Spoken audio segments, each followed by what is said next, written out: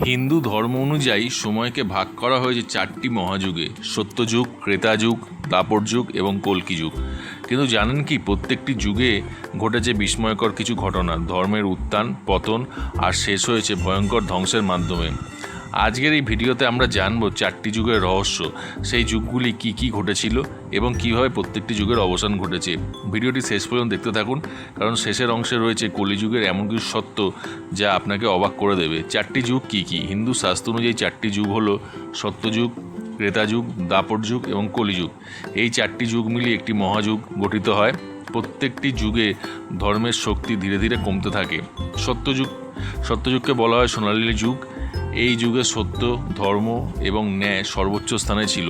মানুষ ছিল পবিত্র, দয়ালু এবং প্রায় দেবতুল্য। ভগবান বিষ্ণুর বিভিন্ন অবতার যেমন মৎস্য, কুম্ভ, বরাহ এই যুগে আবির্ভূত হয়।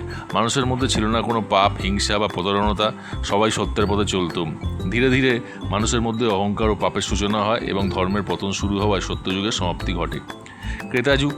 ত্রেতা যুগ এই যুগে ঘটেছিল রামায়ণের ঘটনা। ভগবান রাম জন্মগ্রহণ করেন এবং রাবণকে বধ করেন। মানুষের মধ্যে লোভ, ক্রোধ, প্রতারণা বৃদ্ধি পায়। ধর্ম এবং অধর্মের মধ্যে সংঘর্ষ চরমে পৌঁছে যায়। এরপর আমরা আসব দ্বাপর যুগ। দ্বাপর যুগ হিন্দু ধর্মের তৃতীয় যুগ, যেখানে ধর্ম ও অধর্ম মুখোমুখি দাঁড়িয়েছিল। এই যুগে ধর্মের শক্তি অর্ধেক হয়ে যায়, অর্থাৎ সত্যযুগে যেখানে 100% ছিল, সেখানে ধর্মের শক্তি কমে 75%-এ নেমে আসে দ্বাপর যুগে।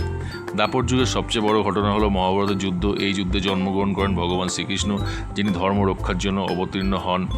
কুরুক্ষেত্রের যুদ্ধে শুধুমাত্র দুই পক্ষের লড়াই ছিল না, এটি ছিল ধর্ম এবং অধর্মের মধ্যে চূড়ান্ত সংঘর্ষ। শ্রীকৃষ্ণ অর্জুনকে যে ভগবত গীতা উপদেশ দেন তা আজও মানব জীবনের পথপ্রদর্শক।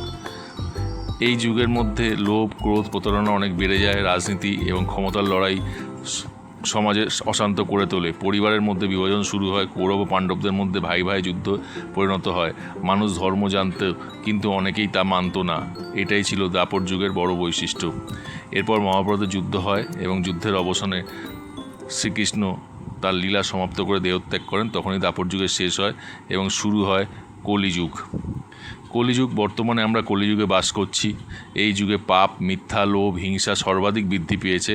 মানুষ ধর্ম থেকে দূরে সরে যাচ্ছে, নৈতিকতা কমে যাচ্ছে, সম্পর্ক দুর্বল হচ্ছে এবং মানুষ বেশি স্বার্থপর হয়ে উঠছে। হিন্দু শাস্ত্র অনুযায়ী কল্কি যুগের শেষে ভগবান বিষ্ণু কল্কি অবতারে আবির্ভূত হবেন এবং তিনি অধর্মকে ধ্বংস করে আবার সত্যযুগের সূচনা করবেন। এই ছিল চারটি যুগের রহস্যময় কাহিনী। সত্যযুগ থেকে কলিযুগ, ধর্মের ধীরে ধীরে পতন এবং যাত্রা আমাদের অনেক কিছু শেখায়। আপনি কি মনে করেন কলিযুগের শেষে আবার সত্যযুগ ফিরে আসবে? কমেন্টে আপনার মতামত জানান। ভিডিওটি ভালো লাগলে লাইক, শেয়ার এবং সাবস্ক্রাইব করতে ভুলবেন না। ধন্যবাদ। আবার দেখা হবে পরের ভিডিওতে।